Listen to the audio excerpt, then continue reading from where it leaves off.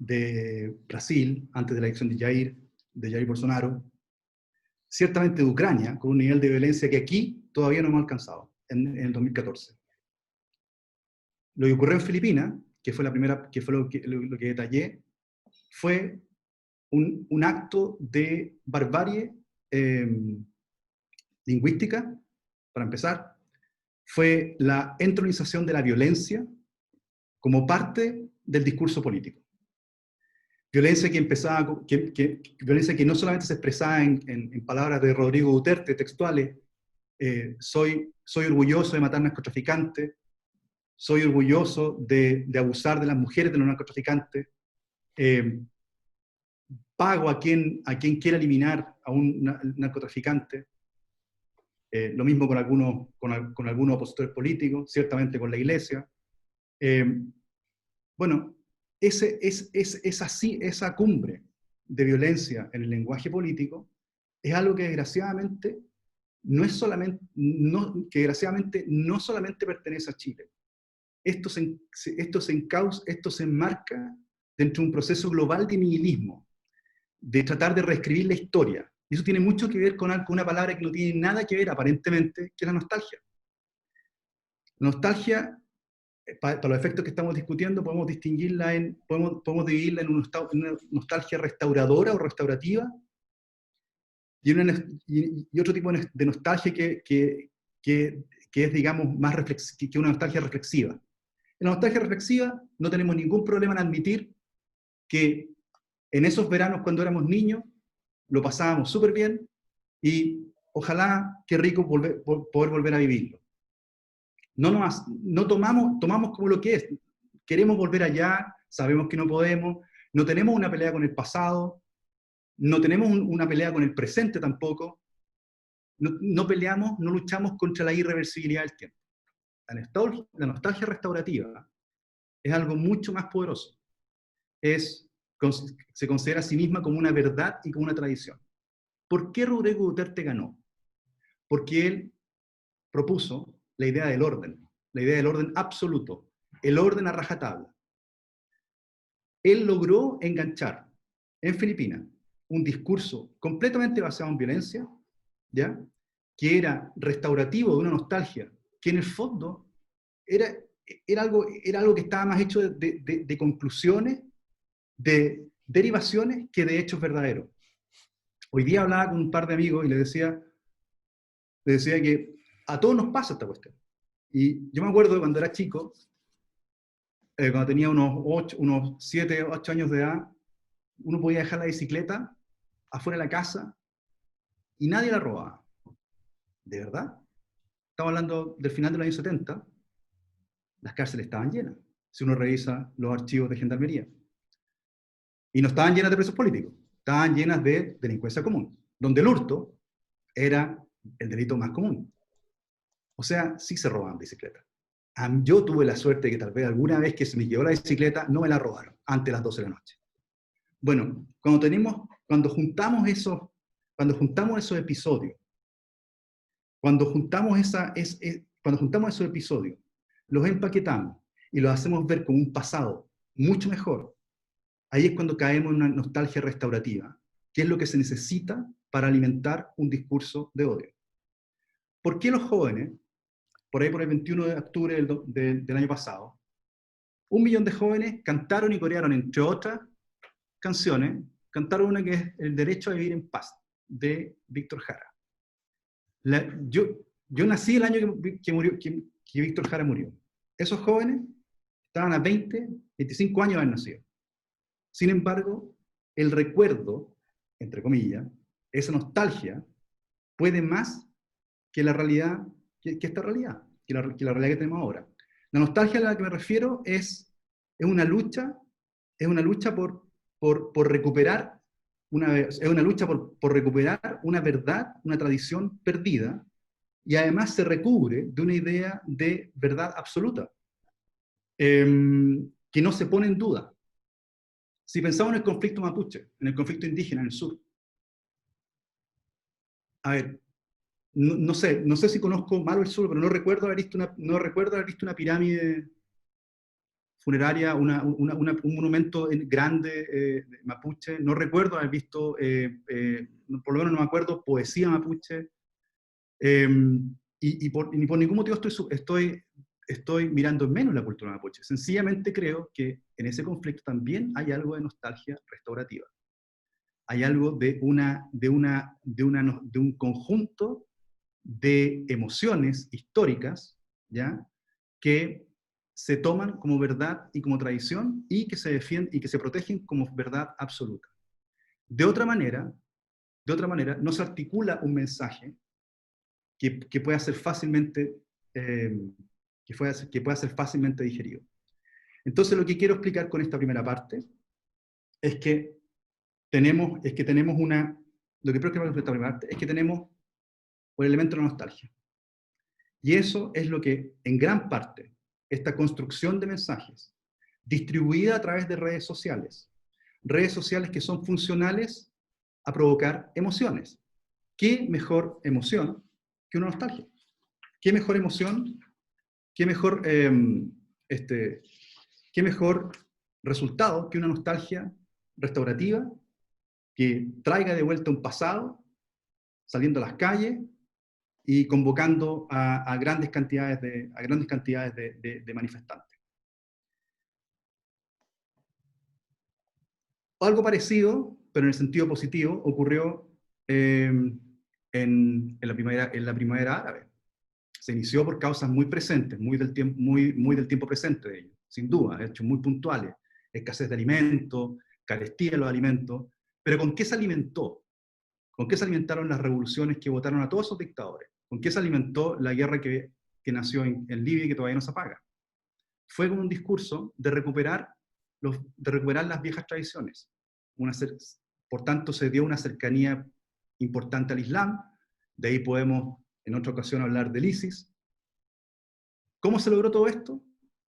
La reina de la primavera árabe, la reina de la primavera árabe fueron las redes sociales. Las redes sociales articularon libertad, articularon movimientos, articularon una serie de fenómenos sociales que nadie sabía, o sea, una serie de fenómenos sociales que nadie pudo advertir. Esas redes sociales, esa misma reacción de parte de los pueblos que se rebelaron contra estas tiranías árabes, contra estos regímenes autoritarios, fueron mirados con mucha atención por todos los regímenes. No hubo régimen en el mundo, por lo menos en el mundo desarrollado, que no mirara con mucha atención lo que ocurrió entre el 2011 y el 2013 a raíz de la primavera árabe. ¿Y cuáles fueron las reacciones?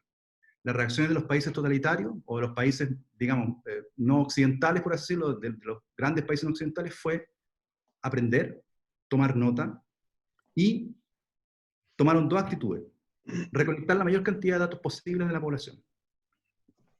Dos, comprar, copiar, invitar a desarrollar tecnología.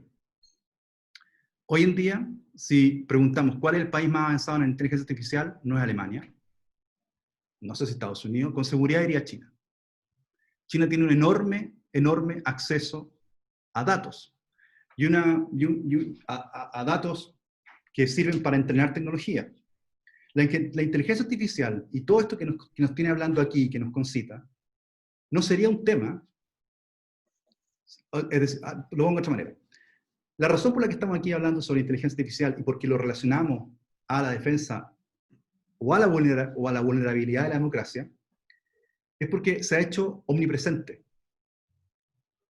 La inteligencia artificial, la verdad, es que solamente pudo despegar cuando se hizo de la cantidad de datos necesaria para poder entrenar los algoritmos y las tecnologías que se crean alrededor de ellos. Esto no fue, la inteligencia artificial no tiene nada que, o sea, no se desarrolló como se ha desarrollado debido a que hay nuevos algoritmos, nuevas formas de calcular, mayor comprensión de los datos. La verdad es que fue porque se ha desarrollado y se seguirá desarrollando porque hay una enorme cantidad de datos. Como idea, cada 2 años, por lo menos hasta el año 2018, cada 2 años la humanidad duplica la cantidad de datos existentes entre el Neolítico, es decir, hace 70.000 años, y el 2018. se duplica esa cantidad. Es decir, con esa misma razón, al 2022 vamos a haber duplicado todos los datos que hay desde el Neolítico hasta el 2021. Esa enorme cantidad de datos sirven para entrenar tecnologías que principalmente, en el contexto que nos ocupa, ayudan a modelar opinión pública. Por la vía de, ayudan a modelar opinión pública por la vía de distribuir emociones. ¿Ya? Esa distribución de emociones se hace principalmente por las plataformas. Llamamos plataformas a las que todos conocemos: Facebook, las redes sociales, Facebook, Twitter, Instagram, LinkedIn, WhatsApp. Pero también hay otras redes que son igualmente poderosas, tal vez no en impacto, pero que sí regulan nuestra vida. No sé quién sabe mejor los datos de tráfico a esta hora en Santiago. No sé si en realidad lo sabe mejor Vialidad o el Centro de Control de Tránsito que está ahí en la Costanera, o Waze. Yo creo que Waze. Waze tiene mucho más puntos de información que las cámaras que tiene la Dirección de Tráfico de Santiago. Si quiero preguntarle, si quiero enterarme de cómo, si quiero enterarme de una mejor planificación urbana y de ocupación hotelera, por ejemplo, o de ocupación hotelera, como un ejemplo más real, más cercano, no sé si tengo que preguntar a la Cámara Chilena, a la agrupación de hoteles de Chile o al Cernatur. Tal vez lo mejor sea investigarlo en Airbnb. Es decir, hoy en día nuestra interrelación, hoy en día nosotros nos relacionamos mucho más con plataformas que con el mismo Estado, ni hablar de con otras comunidades, y a veces más que con nuestra familia. ¿Cómo se logra todo esto? Las plataformas son verdaderos bazares. Igual que un bazar, igual que el bazar de Jerusalén, si es que alguien ha tenido la suerte de conocerlo, en que concurren compradores y gente ofreciendo las más diversas mercaderías. La diferencia entre el bazar y la plataforma es que en el bazar de verdad yo voy, compro, me voy a mi casa y nadie me sigue para seguirme ofreciendo. En el caso de la plataforma, voy a la plataforma, pero tengo un montón de puntos de contacto, ¿ya? Y con esos puntos de contacto se hace un perfil mío. Eso hace que, por ejemplo, y tal vez ustedes ya han tenido la experiencia de eso, de que ustedes están hablando en intimidad o en la confianza de la casa, de un viaje posible, no sé, a Francia, y mágicamente a los 2 días, al día siguiente, tienen ofertas de viajes a Francia o del tema que hayan estado hablando. No voy a entrar en analizar eso, solamente les voy a explicar una cosita. Cada vez que nosotros entramos a Facebook, y no sé si les ha pasado que se demora en caer la página, que no es que inmediatamente se cargue la página, se demora en caer, a veces 1 segundo, pero no más que 2 segundos. No es que esté lenta la conexión, ni que el computador esté malo, es que hay una subasta. Hay una subasta por cuál de los proveedores de contenido que proveen a Facebook de contenido da el mejor precio, da el mejor contenido al mejor precio para capturar nuestra atención. Y le da lo mismo si son fake news, si es pornografía, si es lo último que vimos cuando andábamos buscando algo para comprar, o si es un contenido de alto nivel. Lo que ocurre es esa subasta. Y eso es lo que ocurre en todas las redes importantes. Lo mismo en Instagram, y lo mismo en LinkedIn también ocurre exactamente lo mismo. De esa forma, nosotros somos de alguna manera prisioneros, o no prisioneros, nosotros estamos muy sujetos a lo que a nuestros hábitos de uso de las plataformas. Uso que se ha ido formando por la información que se nos ha ido entregando. Cuando llevamos esto al plano político, ocurre exactamente eso. Hay muchos ejemplos. Por ejemplo, hay muchos ejemplos, un caso concreto es el Brexit. Días antes de la votación final, hubo 10 millones de mensajes dirigidos a ese porcentaje de votantes que habían manifestado indecisión en Facebook a través de las cuentas personales, en sus posteos, habían manifestado indecisión si quedarse, si Brexit o stay, ¿verdad? Si stay or leave, ¿verdad? Bueno, mágicamente llegaron estos mensajes a este grupo este grupo que eran, si no me equivoco, creo que eran 4.200.000, creo que eran 4 millones de personas que estaban indecisas. Y esto se repitió día tras día tras día, con mensajes de diferente orden. Y no sabemos cuánto fue el éxito que tuvo esa campaña, pero el resultado final es que ganó el Brexit. La relación que hay entre plataformas, la nostalgia, el marketing y la opacidad en el financiamiento y en el pago de la publicidad en campañas es total. Es imposible desconocerla.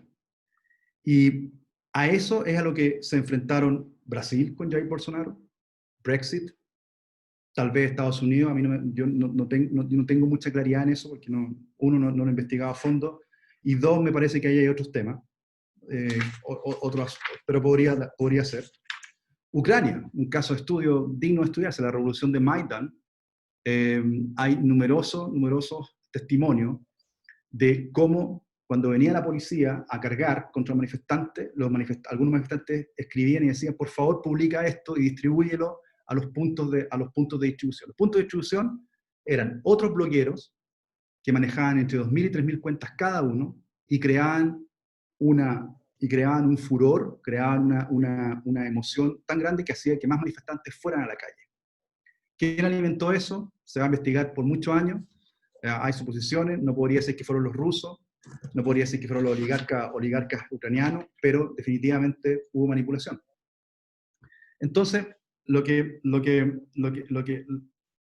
más nos debe preocupar hacia adelante es cómo hacemos para, uno, tener una defensa frente a esta realidad, que son estos mensajes estructurados a través de las plataformas, y que además tienen una consecuencia muy clara: modelan nuestra opinión. Hablemos de Chile un poco. Twitter es un gran protagonista, ha sido un gran protagonista desde antes del estallido, sin duda, pero durante el estallido y al día de hoy, incluso creemos que si vamos a Twitter es donde realmente está la noticia. Si queremos enterarnos de qué está ocurriendo en la Araucanía o se han quemado un camión, vamos a Twitter, tenemos nuestras cuentas regalonas y las vemos. El problema con eso es que Twitter es un difusor de sensaciones, no necesariamente de noticias. Entonces, hay una enorme diferencia entre Twitter y los medios tradicionales. Los medios tradicionales se entiende, por ética periodística, que la fuente se verifica. En Twitter no existe ese deber. Nosotros mismos algunas veces hemos enviado, horrorizados al recibir lo que hemos visto, o sea, horrorizados al recibir el video de la última manifestación, de la última quema, del último discurso de quien sea, y lo retransmitimos. Y horroriza nuevamente a otra persona. Y así se va esparciendo esta dinámica de difusión de miedo, que es una emoción muy fuerte. Twitter captura eso muy bien y lo trabaja. Es cierto que han hecho esfuerzos por regular la agresividad en Twitter, pero no es necesario ser agresivo para reflejar violencia. Les doy un ejemplo. La alta emocionalidad. Les doy un ejemplo concreto. El diputado X, uno de barba, dice: hemos acabado con los privilegios, las AFP son nuestras. Estoy inventando el Twitter. ¿ya? Hemos acabado con los privilegios, una connotación negativa, tiene signos de interrogación, tiene una alta carga emocional, ya, pongamos lo que, digamos que califica como agresivo. Y bajo ese Twitter hay gente que dice, apoyo, estoy de acuerdo contigo, 100% de acuerdo. Esos 3 mensajes no son violentos. Sin embargo, están alimentando, están retuiteando y están esparciendo este mensaje de miedo. Lo que, lo que, lo que más nos importa en este minuto es precisamente tomar distancia de eso, tomar distancia de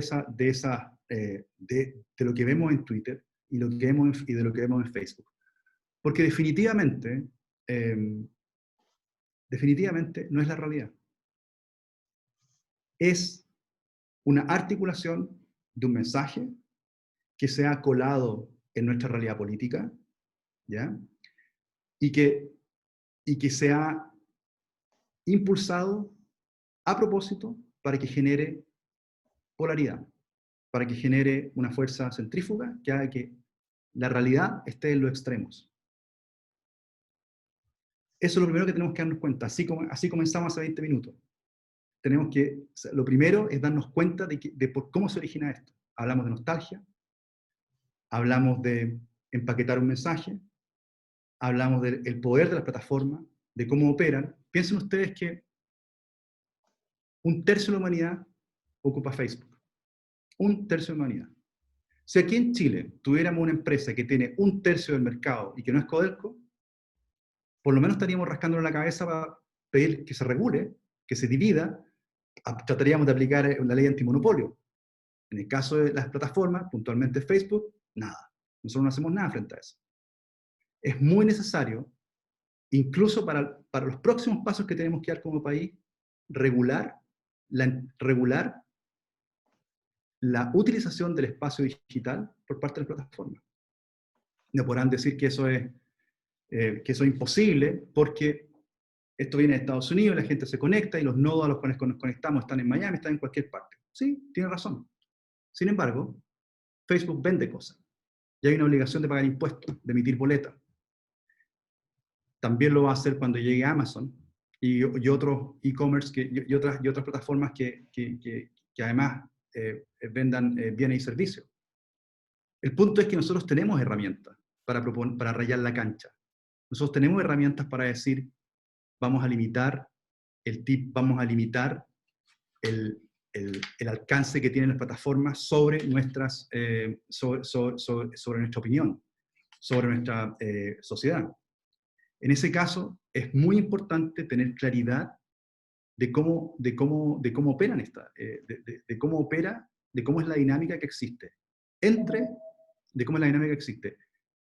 la plataforma, el mensaje que se quiere entregar, cómo se articula y a qué obedece. Vimos que obedecía a una nostalgia, a una realidad nostálgica, es decir, a una mezcla entre ya certeza, y no hablemos de verdad, pero una certeza histórica que en realidad es una emoción histórica. Y la emoción puede ser cualquier cosa. Entonces, frente a la pregunta, ¿qué hacemos para defender al país? ¿Qué hacemos para defender al país de la democracia? En primer lugar, darnos cuenta de cómo funciona esto. En segundo lugar, entender que la pelea no está en Twitter, ni está en Facebook. Pretender utilizar las redes sociales para defender la democracia puede ayudar, pero es marginal. Son otras cosas las que van a ayudar a defender nuestra democracia. En primer lugar, es entender que la democracia hoy está en peligro, no porque la gente ande en la calle, ni porque tengamos Gutiérrez con discurso incendiario, digamos que no solamente por eso. En mucha mayor medida está en problemada la democracia, porque la juventud, y aquí hablo de los menores de 30, cada vez creen menos en la democracia. ¿Por qué? Porque se dan cuenta que la democracia es hackeable, es bypassable. Uno puede llenar de mensajes, los usuarios se dan cuenta. Y de hecho hay varios autores, y la bibliografía se la voy a dejar a Reinaldo y a Francisco para que la distribuya, que hay con hechos bastante concretos, hablan de la dispersión.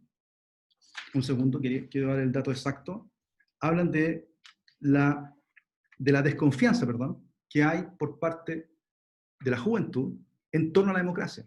Una encuesta en San Francisco, no en Bolivia, no en Gambia, ni aquí en Chile, en San Francisco, la ciudad más cool, con más, o sea, y más cercana además a las realidades tecnológicas, dio como resultado, en una muestra de 1.600 personas, que la verdad es que el tema de la democracia, bien, lo que más le importa es el orden. O sea, y la libertad de expresión, bueno, pero es que la libertad de expresión nos hace más vulnerables. Eso fue una conclusión. Este punto es bien interesante porque en las redes sociales nosotros encontramos un espacio para expresarnos, ¿verdad? Yo he vivido mucho tiempo fuera y efectivamente las redes sociales nos ayudaban mucho a estar en contacto con nuestra familia. Cuando ya, sin embargo, hay gente que ha usado las redes sociales para expresar pensamientos, para expresar opiniones políticas. Siempre hemos creído que la libertad de expresión es una de las bases de nuestra democracia. Sin embargo, esa libertad de expresión, a través de las redes, nos ha hecho muchísimo más vulnerables. Y por tanto, hoy en día hay que pensársela 2 veces si es que uno quiere decir y lanzar una campaña a través de redes sociales, porque el nivel de agresividad que hay lo hemos visto. Hemos visto lo que trae. Pero es muy importante tener claridad de que hoy en día nuestra democracia está en peligro, no solamente por el desorden social, sino que también por la falta de confianza que hay en ella. ¿Cómo damos confianza? Entendiendo que hoy en día nosotros vivimos una democracia de plataformas. Como decíamos antes, nuestra relación es mucho mayor hoy en día con Facebook, con Uber, con Google, sin duda. 52% de los niños de los colegios particulares pagados de Santiago usan Google Classroom para sus clases. Google Classroom es una plataforma que, entre otras cosas, hace un cálculo que se llama capital biológico. El capital biológico es muy sencillo. En este curso hay 7 niños que valen la pena. En este curso hay 3 niños que valen la pena. En ese otro, está difícil. Entonces entrega un informe, aquí todavía no lo han hecho, pero lo harán supongo el próximo año, por ahí por mayo, entrega un informe dónde vale la pena apoyar. Es decir, dónde está más débil el aprendizaje y a qué niños apoyar.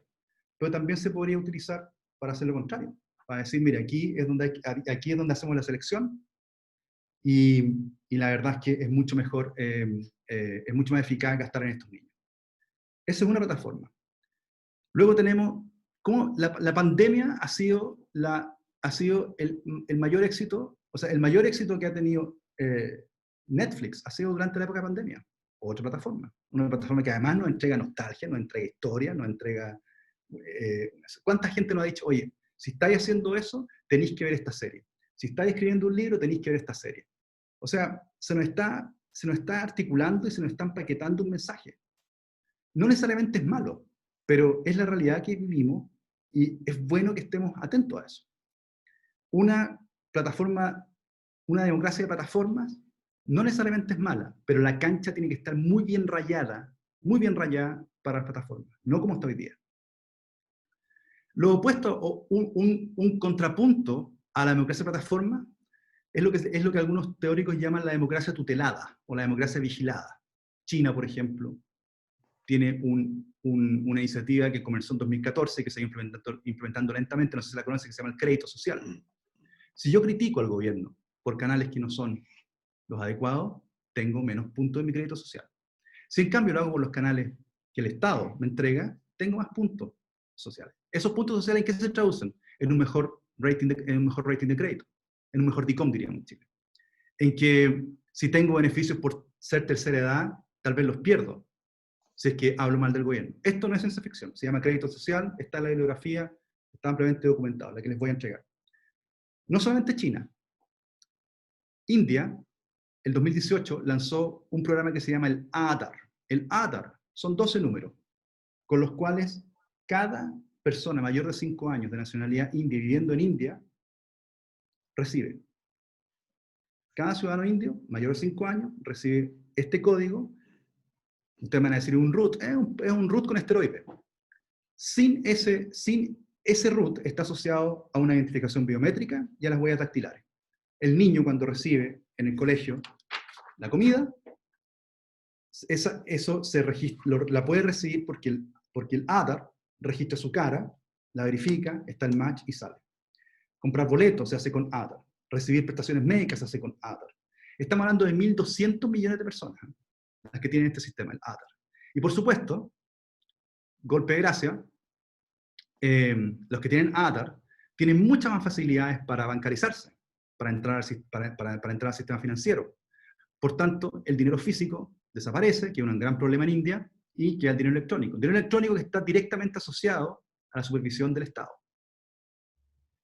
Interesante. Y otro ejemplo es la soberanía digital en Rusia. En Rusia, cada persona que tiene más de 3.000 seguidores en algún blog, y para estos efectos, la página de LinkedIn que uno tenga, o la página de Facebook, si tengo más de 3.000 seguidores, se cuenta como un medio de prensa. Es decir, cada persona que tenga más de 3.000 seguidores en Facebook, en LinkedIn o en un blog, debe registrarse como medio de prensa. Y los contenidos deben ser publicados vía una plataforma que el Estado dispuso para la gente. Esto entró en vigor en 2018 y tiene dos aspectos muy interesantes. Los datos se quedan en Rusia y se ve con claridad y se puede rastrear a dónde van si es que salen de Rusia. Es una democracia de plataforma. ¿Cuál es el futuro aquí? ¿Cómo salimos jugando? Ya dije, pues, rayando la cancha, en primer lugar, entendiendo que el marketing político a través de las plataformas en democracia es un gran peligro y que hay que regularlo. Entendiendo también que es fundamental hacer un nuevo trato con las plataformas, hacer una nueva interrelación con ellas, darse cuenta del poder que tienen, ¿ya? Y estar atento a estos mensajes empaquetados, pero a estos mensajes que vienen empacados, listos para consumo y que nos causan un montón de emociones. Antes de enderezar este tema, tenemos un largo camino, tanto en Chile como en el mundo. ¿Qué hacer? Uno, regular a las grandes plataformas y a los grandes controladores de datos hoy en día. Hay que hacerlos responsables, aplicarles regulación antimonopolio, fijarle un límite, fíjense en esto, fijarle un límite a la distribución de información que pueden tener en un país como Chile. ¿Qué pasaría si, por ejemplo, toda la campaña política pudiera ser rastreable hasta el donante? Es decir, yo quiero apoyar a mi candidato Juan, tengo 30.000 donantes. Bueno, cada uno de esos 30.000 donantes tiene que ser visible, tiene que ser transparente, tal vez no los roots, pero para el organismo fiscalizador sí, pero de tal manera que los mensajes sean totalmente relacionables a esos donantes de la campaña.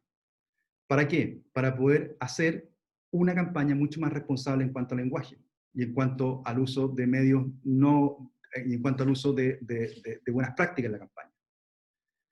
La identidad va a ser crucial. La identidad va a ser el commodity más importante en el futuro. La identidad personal, el root como le llamamos.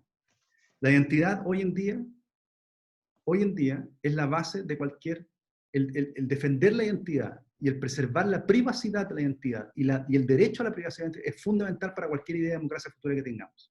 Fundamental. La democracia digital va a ser, sin duda, el principio rector de cualquier futura organización que comprenda que nuestra vida hoy en día es mucho más electrónica que física. Lo que ha pasado en Chile, y con esto termino, es que nos dejamos estar. En mi opinión, de forma muy negligente. Hemos comprendido en Chile que la libertad, en Chile y en muchas otras partes, pero estamos hablando lo que nos congrega aquí, por eso di toda esta visión de global, digamos, es que nosotros en Chile hemos tenido una negligencia, no solamente el Estado, sino que nosotros los ciudadanos. Chile es el país con mayor adicción a las redes sociales, según la Organización Mundial de la Salud, en aquellas personas mayores de 50 años. El mayor. También está en la bibliografía ese dato. Chile es un país con altísima emocionalidad. Si no se apela al sentimiento aquí, no se vende nada. WOM ha hecho un trabajo maravilloso en términos de marketing, apelando a las emociones. La Teletón la conocemos todos. Las imágenes de reconstrucción, todos los esfuerzos de reconstrucción, de pararnos de nuevo, las gestas deportivas, son todos ejercicios emocionales. Créanme que en otros países no es así. Un noticiario en Alemania dura 15 minutos. 15 minutos. Aquí, 1 hora y media. Y hagamos el ejercicio. ¿Cuánta agresividad en forma de emocionalidad hay en esos noticiarios? Eso lo hemos estado comiendo durante años. Que no nos extrañe que de pronto esto explotó por una acumulación de muchísima violencia en nuestro lenguaje cotidiano. Eso pasa a las empresas y luego pasa a la clase política. Y además, agregado a eso, tenemos la irrupción de las redes sociales, de las plataformas, con todo el poder que les describí, y alguna ideación inteligente de una nostalgia bien empaquetada. En eso estamos. La forma de salir de esto es estudiando, es conociendo estas realidades, dándonos cuenta de que eso es, y de ahí para adelante podemos pensar en si vale la pena una campaña de redes sociales o no, para apoyar el rechazo o no. Mi opinión ya la dije, pienso que es fundamental darse cuenta, tener conciencia de todos estos puntos que he nombrado.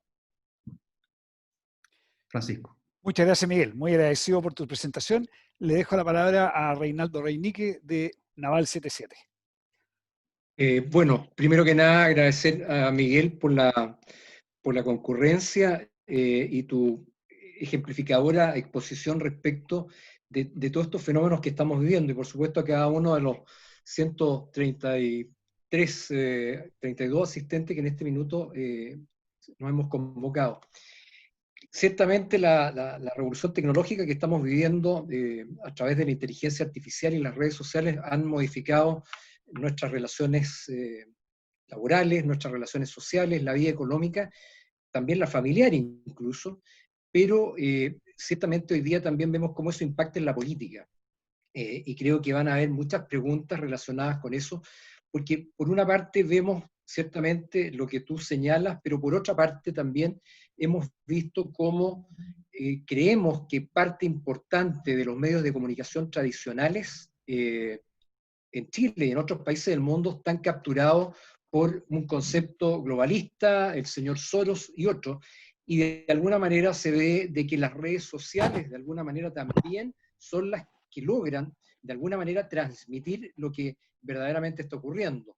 En algunos países como China, por supuesto, Irán y otros, sencillamente cuando hay un ataque sostenido en estas, llámese democracias tuteladas, sencillamente para mí no son democracias, ciertamente que ahí se corre un riesgo tremendo porque la información queda suspendida todas las redes sociales por 24 más horas mientras el gobierno lo establece, y eso hace que precisamente cierta convulsión social u otras cosas se controlen, cosa que aquí en Chile no pasó y vimos, ¿no es cierto?, las consecuencias.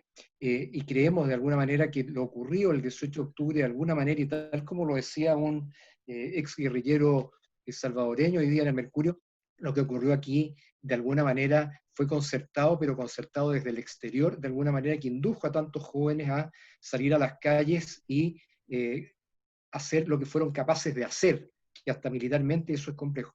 De tal manera que seguramente en las preguntas van a salir otras inquietudes, pero esas son al menos a las que yo me planteo. Así que muchas gracias, Miguel, y bueno, vamos a dar paso a las preguntas. Michael. Perdón, muchas gracias. Michael, por favor, un poquito, permiso, Miguel, un aviso de utilidad pública antes de seguir. Por favor, le pido, de eso vivimos, así que por favor le pido a todos que contesten una pequeña encuesta que va a aparecer, voy a poner ahora en el chat, respecto a el apoyo a Chilenos de Corazón.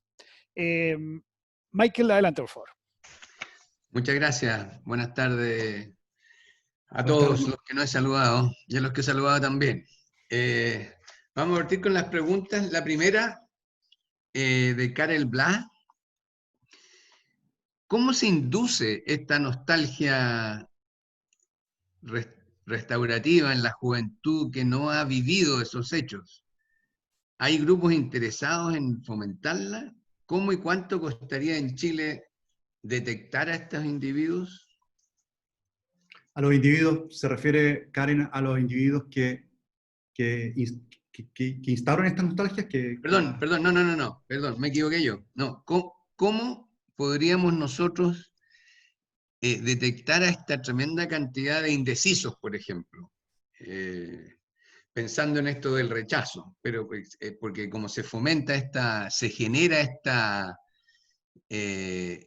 nostalgia restaurativa y se maneja a esa gente indecisa, como explicaste en lo del Brexit, por ejemplo. Ya, yo entiendo, Michael. En primer lugar, creo que los indecisos tiendo a asociarlo, en el caso de Chile, a gente más de centro. Y la gente más de centro, sí, las redes sociales pueden influir, pero esa gente generalmente no necesariamente va a votar por lo que se diga o no en las redes sociales. Las redes sociales son más relevantes para lo extremo. Y aquí hay algo que tal vez conviene detenerse un poco. Internet y las redes sociales generan fragmentación en el mensaje. A la vez fragmentación en el mensaje no es posibilidad de articular un debate. Por eso es que es ridículo, desde mi punto de vista, ponerse a debatir seriamente vía Twitter. Y veo que columnistas muy destacados, gente incluso expositores aquí anteriormente, gastan mucho tiempo en Twitter pensando que hay una pelea. Yo lo lamento, sé que hay gente muy respetable que está haciendo eso, pero creo que es inútil, porque es lo mismo que si yo fuera al estadio, a un partido entre la Chile y el Colo, me planto en la mitad de las dos garras bravas y me pongo a proclamar el evangelio de Felipe, un evangelio apócrifo.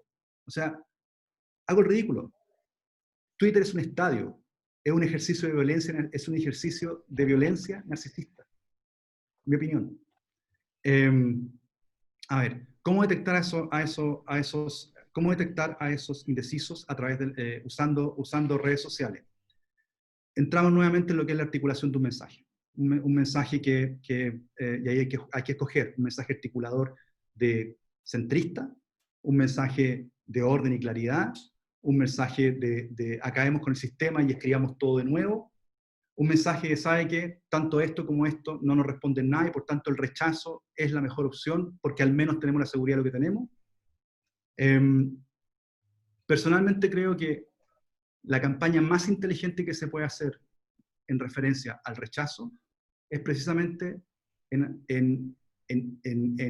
la más eficaz, perdón, la campaña más eficaz que se puede hacer desde el punto de vista del rechazo es mostrar muy claramente lo que son los extremos, más que llamar la atención del centro, porque el centro, per se, es un poco más moderado, y esa poca moderación pienso que pienso que se puede atacar por las vías tradicionales que lo hemos hecho, que se ha hecho hasta ahora, digamos. No creo que por redes sociales uno vaya a avanzar mucho en capturar esa atención, esa atención. En el Brexit era un tema muy diferente. El Brexit no tenía la polaridad en las calles que esto sí tiene. Había imágenes en Londres, por supuesto, pero violencia al nivel de lo que se ha visto acá o al nivel de lo que se vio en Filipinas, por más que algunos de los oyentes aquí defiendan al señor Duterte, no se ha visto, no fue el caso ese en Inglaterra, no se dio. Dejando de lado, sí, por eso dije en la presentación que no está claro cuál fue el efecto de las redes sociales en el Brexit. Lo que sí es que, claro, ayudó a inclinar la balanza, pero si eso fue tremendamente efectivo o solamente marginalmente efectivo, y si en realidad ayudó, y esa es la pregunta interesante, ¿a quién ayudó a decidir? ¿Ayudó a decidir al que estaba en el centro y que ya tenía una postura bastante clara? ¿O ayudó a decidir a ese que estaba totalmente en la periferia y con posiciones muy opuestas? Mi opinión es que las redes sociales, en el caso del Brexit, ayudaron a esos que estaban con opiniones, ayudaron a convencer y a distraer a aquellos que estaban con posiciones muy polarizadas. No sé si Bueno, pero en ese sentido en Chile estamos muy polarizados. O sea, ¿habría que atacar a los polos entonces? ¿O dijiste el centro? Eso me deja un poco en duda. Dije que las redes sociales, creo que lo dije, lo repito, usar las redes sociales para ir detrás del centro me parece una pérdida de energía. Yo usaría las redes sociales para mostrar, describir, denunciar, ¿ya?, a los extremos. Ese me parece el uso más eficaz de las redes sociales. Como lo dije anteriormente en una conversación más privada, alguno de ustedes, creo que cualquier cosa que se arroje en creo que pensar en que las redes sociales tienen un rol para convencer a gente que tiene que pagar deuda, a gente que tiene que pagar colegio, a gente que tiene más, en el fondo, a gente que tiene más de 35 años, creo que no es necesario. Oye, y eso, una parte de la pregunta era, ¿cómo se induce a estos, la juventud que no ha vivido cómo lo hacen? ¿Qué No hay grupos interesados lo hacen? ¿Se detectan esos grupos?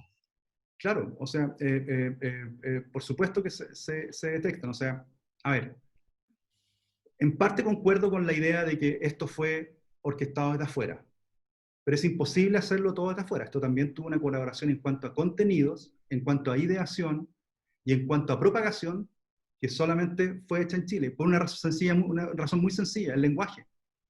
Uno capta uno puede, con un análisis atento, denota inmediatamente que el lenguaje que es castellano, pero no es chileno, ¿ya? Entonces, para articular un mensaje convincente, uno tiene que usar el argot chileno, uno tiene que usar el lenguaje chileno. Y eso es imposible hacerlo totalmente desde afuera. Se puede hacer, pero no es lo más, no es lo más eficaz. Personalmente, y esta es una opinión muy personal, digamos, firme, digamos, creo que más que articulación del mensaje, creo que puede haber habido apoyo logístico, apoyo tecnológico y apoyo financiero desde afuera. Pero la articulación del mensaje creo que es totalmente made in Chile. 100% made in Chile. Por tanto, la gente que hace esto, pienso que está en Chile, mientras que los otros tres elementos pueden estar afuera, sí. Héctor Salazar nos pregunta, o asevera que en Oriente han optado por cortar las redes sociales en casos de desórdenes. ¿Es viable hacerlo aquí en Chile? No creo, definitivamente no. Físicamente no es posible. Físicamente no es posible. Otro tema es cuando, una pregunta muy buena, pero eso nos lleva a otro tema, el 5G. O sea, hay varias de esas más adelante, a lo mejor las contestas antes. No, pero a ver, la respuesta en este minuto, hasta donde mi conocimiento específico llega, no es posible hacer un apagón digital en Chile.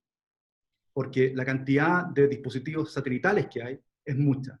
La calidad de la red nuestra es muy buena, la red 4G es excelente. Más allá de que se caiga a veces, pero en comparación a otros países, nuestra red hasta ahora, creo que rankeaba hasta hace 4 meses atrás en el número 4 en el mundo. Entonces, veo muy difícil hacer un apagón digital. ¿Cómo nos defendemos de esta realidad? ¿Tú consideraste el periodismo tradicional como algo que verifica las noticias, etcétera, que no es el feeling que muchos de los que estamos aquí tenemos? O sea, en general creemos que responden a intereses políticos propios, ni siquiera de los dueños a veces de los medios de comunicación. ¿Cómo nos defendemos de esta realidad? A ver, precisando lo que dije en la charla, dije que se supone que el periodismo, que se supone que los medios tradicionales, ¿ya?, verifican la fuente, ¿ya? Ok. Y mientras que Twitter, y puse el ejemplo de eso, no está esa obligación, ¿ya? Creo que en Chile el rol de la prensa en emocionalizar este conflicto, por tanto, en aumentar el grado de agresividad de este estallido, ha sido fundamental. Es decir, sin la emocionalidad que llegó desde los medios tradicionales para cubrir el conflicto, hubiese sido imposible que esto hubiese prendido tanto, en mi opinión. Cuando uno veía algún canal de televisión llamando protesta pacífica, cuando en realidad estaba muy lejos de ser protesta pacífica, ahí se estaba aplicando un juicio de valor, por supuesto, y se estaba tratando de dominar una emoción. En parte, se estaba tratando de comunicar una emoción que era la que a ellos les interesaba. Por supuesto que ha habido muchísima influencia de los medios tradicionales en propagar discursos que, en mi opinión, no promueven un diálogo social. Definitivamente no. Al contrario, creo que en algunos casos, de algunos periodistas muy destacados, por cierto, muy respetables, con buenas columnas, pero creo que lo que han hecho ha sido, de alguna manera, fragmentar el debate con una lógica muy nihilista de clausurar cualquier opinión que disienta de lo que ellos piensan que es el sentir popular. Y eso me parece tremendamente peligroso. Hay una iniciativa muy buena, que es el Media Standard Trust, que es una organización público-privada en Inglaterra, y que cuida los altos, y que está preocupada de velar por los altos, porque la prensa tradicional, precisamente a raíz de la experiencia con el Brexit y las redes sociales, que esta fundación cuide los altos estándares en noticias y que se preocupe y que tenga una respetabilidad en la prensa establecida, en los medios tradicionales, y que entre los puntos de su declaración de principio está el vigilar y cuidar que los contenidos en redes sociales no infiltren la opinión pública. Eso me parece tremendamente valioso y creo que sería algo muy, muy interesante de hacer aquí. El financiamiento de eso me parece muy interesante, es público-privado, y quieren hacerlo lo más autónomo posible. De hecho, un trust que es una estructura que permite bastante autonomía respecto a cualquier Estado, y es público-privado. Eso me parece una excelente iniciativa, a copiar. Ahora, esas iniciativas no son para de aquí a 2 meses más, digamos, eso es No. como algo a largo plazo. A largo plazo, es parte del cuidado de la democracia, a largo plazo. Francisco Muñoz nos pregunta, ¿está disciplinado el hombre o que tiene micrófono? En Chile, ¿existe la capacidad para generar los efectos como lo que se realizó en Filipinas? ¿Estamos siendo afectados? Yo creo que, a ver, esto tiene, si vemos Ucrania, Filipinas, hasta cierto punto lo que ocurrió en Alemania con el alza del AfD, de la Alternative für Deutschland, el 2017, en Suecia con el Partido Demócrata, hay como un manual.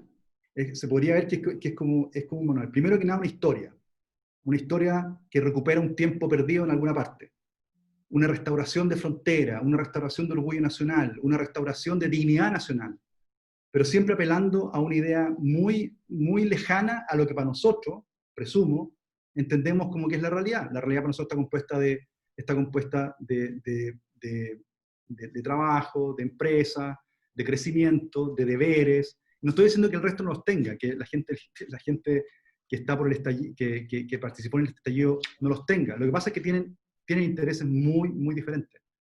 Creo que hay un manual, creo que hay una articulación muy parecida a la que ocurrió en Filipinas. No creo que sea la misma persona, pero en la bibliografía que puse hay un libro muy interesante que se llama Democracia Hackeada, que es de Martin Moore. Él ahí detalla cómo hay más o menos 5 a 6 empresas que prestan servicio para elegir líderes musulmanes radicales en Indonesia, al mismo tiempo promover elecciones locales en Goa, que es un enclave con muchísima población judía, y también promover una elección de alguna candidata feminista en Canadá, y es la misma empresa. O sea, aquí no me extrañaría ver los mismos patrones que se verificaron, por ejemplo, en Filipinas, pero para revisar esto necesitamos tener datos, y todavía no hay datos disponibles de eso porque hay que hacer un estudio de campo, es decir, hay que realmente capturar los datos, que sería algo, capturar los datos de manera, en gran medida. Una experiencia muy interesante, y que tal vez con esto respondo mejor la pregunta. La elección de López Obrador es un muy buen ejemplo. López Obrador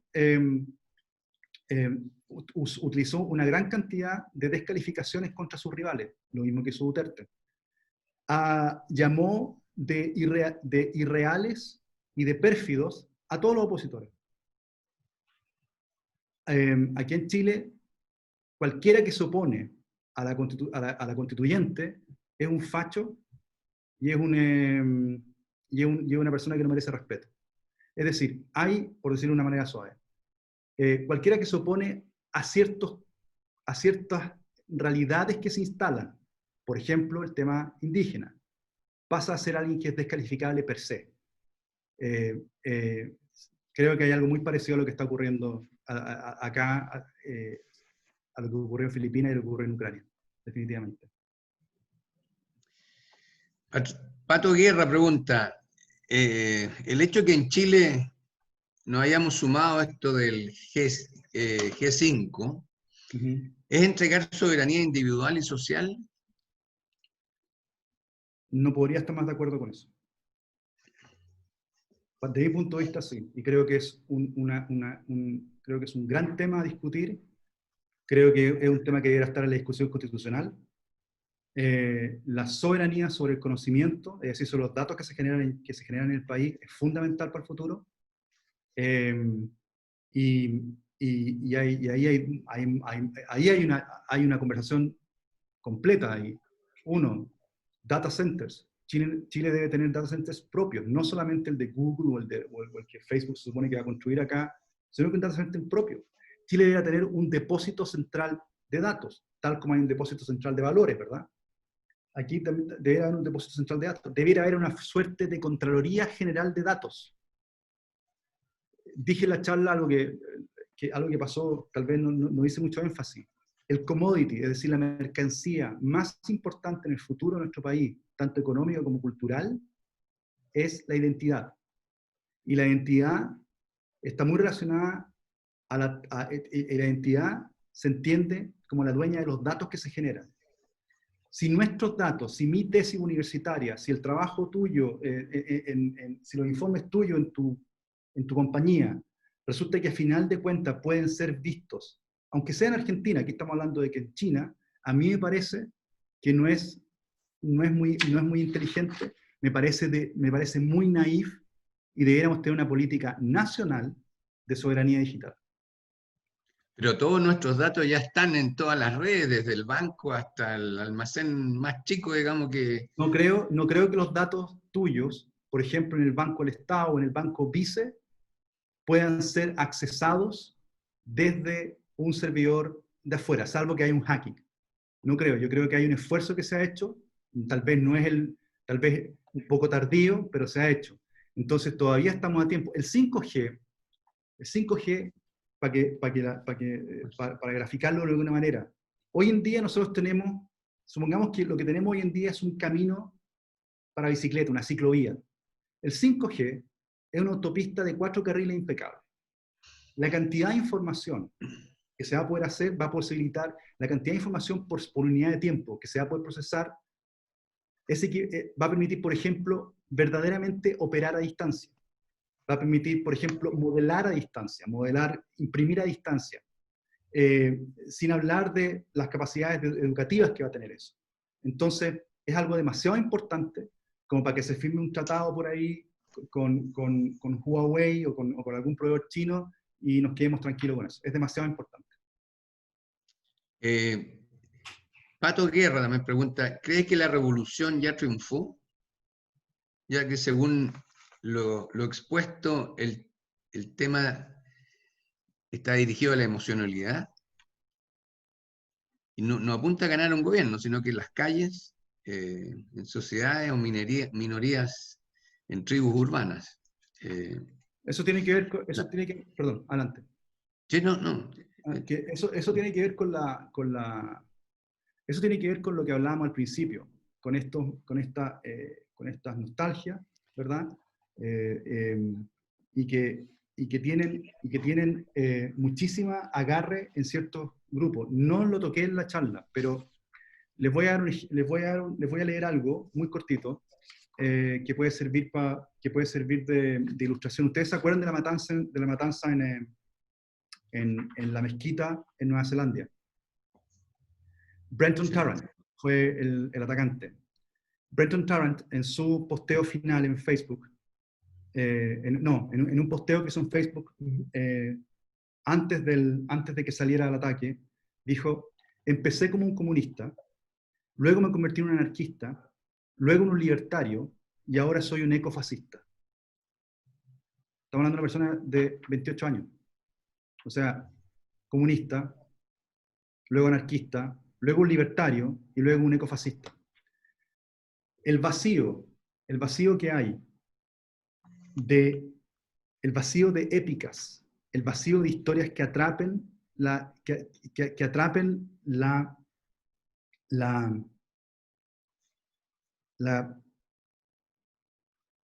conciencia nacional y que de alguna manera logren dar un sentido, por ejemplo, lo que para nosotros antes la nación, entonces, es brutal.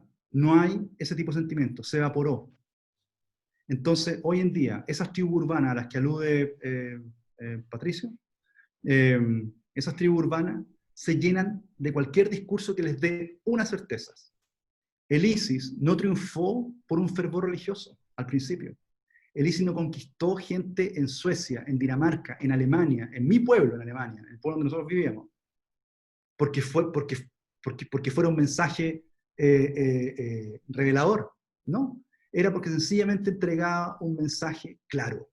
Lo mismo que decía yo antes sobre este interés por la democracia, sí, pero a mí lo que me interesa es que me dejen ganar plata tranquilo y que haya orden.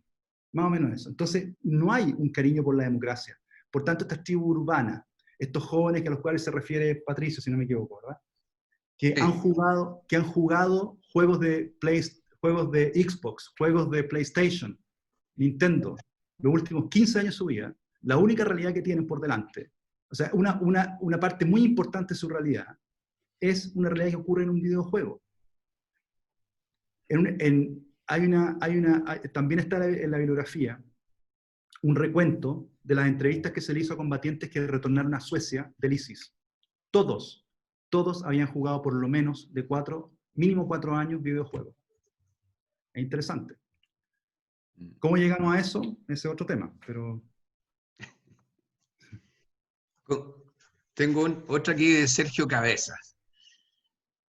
¿Cómo neutralizaría al Frente Amplio, siendo que está posicionado en las generaciones bajo 35 años de edad y efectúa gran parte de su proposición política a través de redes sociales? Entiendo muy bien la pregunta. Creo que lo conversamos con dos personas de este grupo antes. A ver, yo no me preocuparía tanto de la juventud. O sea, sí, va a ser un poco atrevido lo que voy a decir. Me disculpan. Yo creo que todas las fichas aquí hay que ponerlas en la gente mayor de 35 años. Esa gente es el 58% de los votos del patrón votante. La gente que está entre los 18 y los 35 años son el 25% de la población. Yo no me gastaría un centavo en reencantar con la política, en reencantar con la democracia, en reencantar con la vida civil a los jóvenes. Ellos van a hacer su vida. Aquí lo relevante es el 58%, son la gente, el 58% que está solo a los 35 años. Uno, esa gente tiene mucho que perder. Por vago que sea, por alternativo que sea su sistema de vida, a los 35 años ya hay cuentas que pagar. Ya hay compromiso, hay matrimonio, hay relaciones de pareja, hay ambiciones. Ni hablar lo que ocurre a los 50 y a los 60 años. Para mí, la concentración está, todo el esfuerzo habría que ponerlo rápidamente en todas aquellas personas de más de 35 años. Y por último, yo tengo serias dudas, y hablo desde mí, no, seguramente, o sea, no quiero ofender a nadie en esto, pero yo no sé si mis hijos Yo no sé si y las generaciones de mis hijos tienen 20 años, 17, 18 años, yo no sé si ellos partirían tan raudamente como lo hizo Ignacio Guerra Pinto al listarse para ir a pelear en un pueblo en Perú. No sé cuál es la validez moral, no sé cuál es la validez que para ellos tienen las fronteras, por ejemplo. No sé cuál es el concepto que tienen ellos de soberanía. Entonces, yo no me gastaría mucho en dar una pelea, en convencerlos a ellos, porque creo que sinceramente, para fines electorales y, y con esta urgencia que tenemos, tanto del plebiscito como de la elección presidencial, yo creo que lo más inteligente, si es que se quiere preservar si es que se quiere preservar nuestra sociedad y como la conocemos, es apelar al voto mayoritario, al voto de aquellos mayores de 35 años.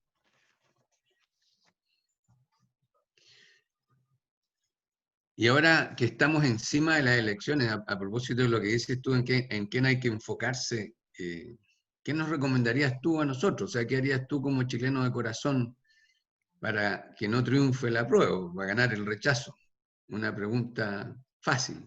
Primero, calibrar las expectativas. O sea, acuérdense que la felicidad es la menor diferencia entre la expectativa y la realidad, ¿verdad?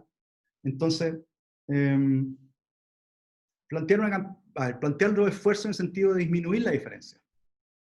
Yo he visto de todo, y me considero muy bien informado y con muy buena información. Y me llega muy buena información de ese aspecto. He visto encuestas de 85% rechazo, 15% apruebo, he visto encuestas de 52% apruebo, 52% rechazo, 46% de apruebo. Por supuesto que he visto muchas de 30% rechazo, 70% apruebo.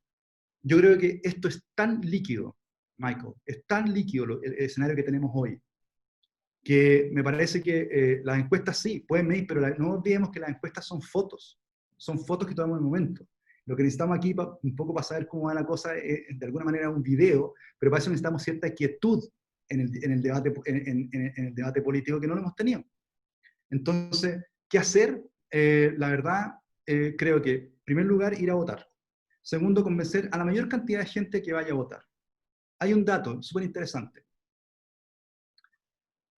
En la última elección presidencial, en la primera vuelta, hubo 6,7 millones de votos, ¿ya?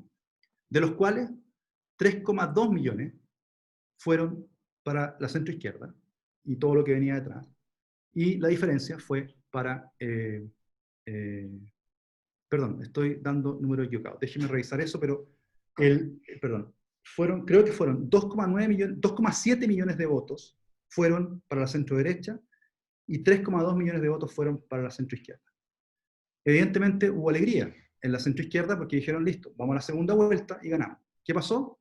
Se invirtieron las proporciones y llegaron 3.700.000 votos a la centro-derecha y 3.200.000 votos, si no me equivoco, a la izquierda, a la centroizquierda. Lo que estoy diciendo con esto es que es muy importante que la mayor cantidad de gente vaya a votar. Creo que, sobre todo si atendemos a lo que expliqué antes, del 58% de la masa votante, creo que las posibilidades de tener un buen resultado, no necesariamente ganar, para mí, se lo digo francamente, para mí un buen resultado sería que la diferencia entre el apruebo y el rechazo fuera inferior al 10%. ¿Ya? Y no es por derrotista ni nada, sino que creo que es re difícil mover el piso, es re difícil mover la balanza para el plebiscito, porque los plebiscitos son polarizantes, son sí o no, son apruebo o rechazo, ¿verdad? Son se queda o se va, son Brexit. Entonces, es bien difícil lograr, con una idea más que nada conservadora, lograr que el rechazo gane. A mí me parece que es muy difícil. Entonces, yo pondría las cartas en lograr la menor diferencia posible, y para eso estoy convencido que basta con tratar de llevar a la mayor cantidad de gente posible. Y muy importante, y de eso no hablamos, aquí este grupo, por lo que me ha explicado Reinaldo y Francisco, son aproximadamente 400 y 500 personas. una pregunta que les hago. ¿Cuántos de ustedes están dispuestos a ser constituyentes? Ahí está la pelea. El plebiscito, créanme, o sea, créanme que hay un temor fundado, muy fundado por lo que vimos, ¿verdad? De que después del plebiscito aquí esto se transforma en algo diferente. Yo creo en algo muy diferente a lo que conocemos. Sí, puede haber algo de eso. Estamos viendo exacerbación en la Araucanía. Eso es muy preocupante. Creo que eso es muy preocupante. No hablamos de eso en realidad. Pero mi opinión es que el plebiscito no es el fin de la pelea. Y creo que es mucho más importante y mucho más gravitante al final es lo que se haga en la constituyente. No, pero eso es partir de la base que perdimos. Yo creo que interpreto a la mayoría aquí que si no gana el rechazo, esto cambia rotundamente y no va a haber ni constituyente ni mixta, y va a haber una asamblea en la calle, digamos, y no va a haber cómo pararlo. Ya el gobierno demostró que no hay pantalones para hacer cumplir la ley, y esa es la sensación, creo no equivocarme, de la mayoría de lo que estamos escuchando. Entonces, ¿tiene que ganar el rechazo o no tenemos salida? Es que, permíteme, Michael, poner una pregunta ahí antes. Yo creo que si hacemos una encuesta entre el grupo, entre esta audiencia, dentro de esta audiencia, y vemos la cantidad de horas que dedican a Twitter y que dedican a las redes sociales, nos vamos a llevar una sorpresa. Porque creo que hay mucha información. No estoy mirando en menos el peligro de lo que tú señalas, para nada. Pero creo que hay que quitar de la balanza y del análisis el elemento de que esto se va a ir a buena parte, porque en tener una nueva constitución van a pasar 2 años, y con una posibilidad de que no se logre un acuerdo con la nueva constitución. ¿Qué va a pasar ahí? Ellos van a tratarán de tomarse el poder. Supongamos, a ver, ¿cuántos votos congrega el Frente Amplio? En la última elección fueron en total, Frente Amplio y Partido Comunista fueron en total, Frente Amplio y Partido Comunista creo que fueron 900.000 votos. 900.000 votos. Les expliqué lo de la elección, que en la primera vuelta hubo más votos de la centro-izquierda que de la centro-derecha. Hay un techo, y ese techo son 3.200.000 votos. Eso es la máxima votación que hasta ahora demostrable puede tener una idea radical, puede tener el apoyo al apruebo. Sin embargo, creo que es mucho más interesante plantear con claridad que, independiente de cuál sea el resultado del plebiscito, la convención va a ser algo que se va a hacer muy peleado, y es una discusión técnica. Y ahí creo que tenemos muchas ventajas. Perdóname por no plegarme a la idea de que es una... sinceramente, yo no creo que esto vaya a ser un desastre tipo Venezuela. Definitivamente nos va a golpear mucho, nos va a costar mucho tiempo salir de esto, pero para mí la verdadera pelea está en la constituyente, y de ahí para adelante. El plebiscito fue un gol que nos metieron y ya está hecho ya. Sí, el gol fue tremendo, pero Tremendo, sin explicación. si ahora tú dices hay que enfocarse en los mayores de 35 en realidad, que son más, Sí. pero tal vez la mitad de esos no van a ir a votar por el coronavirus. Eso es un hecho, eso no se va a haber solucionado, no se va a haber resuelto, va a haber medidas de seguridad, etcétera, pero muchos se van a quedar en la casa por salud. Eso es interesante lo que tú mencionas, porque ¿cuánto vale una elección en la que, por ejemplo, haya 3 millones totales de votos? O sea, ¿cuál es la legitimidad que tiene? O sea, sí, fue un proceso democráticamente hecho de acuerdo a la ley, ya. Pero resulta que votaron 3 millones de los 10 millones que tiene el padrón electoral. No sé cuál podría ser la legitimidad de eso. Creo que es una puerta es un tema bien interesante a analizar. Bueno, eso ya se está discutiendo, pero ya es un hecho, en la Constitución está el plebiscito, y eso no fija el límite de cuántos tienen que votar para que sea lícito. Está legitimado ya por la Constitución. Estoy claramente. Sin embargo, la pregunta persiste. O sea, si hay una cantidad de 3 millones, si el plebiscito se logra y se aprueba, supongamos, con 3 millones de votantes, yo no me imagino una pista fácil para la prueba. Michael, te propongo que Sí. sigamos a la próxima pregunta.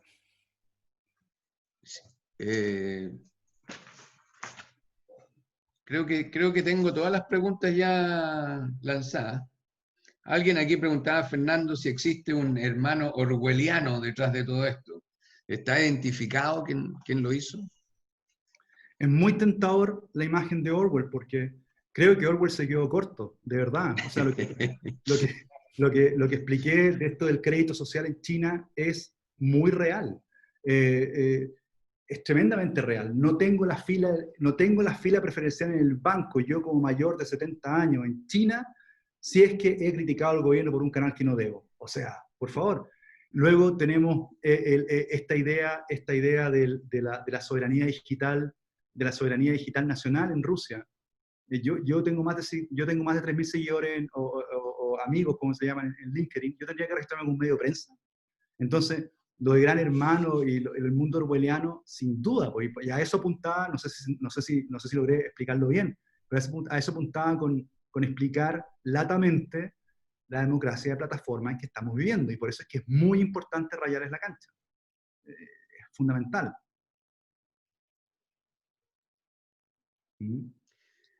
Bien, yo no tengo más preguntas, Francisco. Ok, ya. Muchas gracias, Michael. Ya llevamos 1 hora y media de reunión, así que yo creo que nos pasamos un poco, digamos, de lo que normalmente tenemos en nuestro objetivo. Me gustaría hacer un par de comentarios como comentarios finales. Primero que nada, agradecerle a Miguel por la tremenda preparación que hizo. Esta presentación que nos acaba de dar no es algo que lo saca del bolsillo y lo viene a presentar acá. Aquí, detrás de todo esto, hay una tremenda preparación. Y quiero destacar algunos aspectos que a mí por lo menos me llamaron la atención. Todos hemos escuchado hablar del manejo, de la influencia que tiene el manejo de la información y cómo se usan las redes sociales a su vez para poder administrar este manejo de información. Pero la verdad es que con los ejemplos que dio y con las explicaciones que nos dio, algo que nosotros intuimos y pensamos que así es, aquí quedó tremendamente claro que es una tremenda realidad y que nos está afectando a todos y que nos afecta en el día a día. Este ejemplo me llamó la atención, este ejemplo de Google, del colegio, en que al final están midiendo a los niños y están viendo cuáles son los niños más valiosos y cuáles no, y el uso que pueden hacer de eso, y todo lo que hablamos de China, Rusia, etcétera, etcétera. También quiero destacar de que yo diría que lo que nos presentó Miguel es una visión bastante distinta a lo que nosotros estamos habituados a escuchar. Ya no tengo memoria de haber leído mucho en la prensa cosas como las que ha dicho Miguel hoy día, y por lo cual le estoy tremendamente agradecido y estoy seguro que nos va a hacer meditar. De ninguna manera esto generó consenso. Yo miraba un poco en el chat y hay harta discusión, lo cual me parece bien también, porque al final lo importante es que cada uno se haga su propia convicción en base a la información que recibe y cómo cada una la internaliza y la valora. Así que eso lo encuentro tremendamente importante.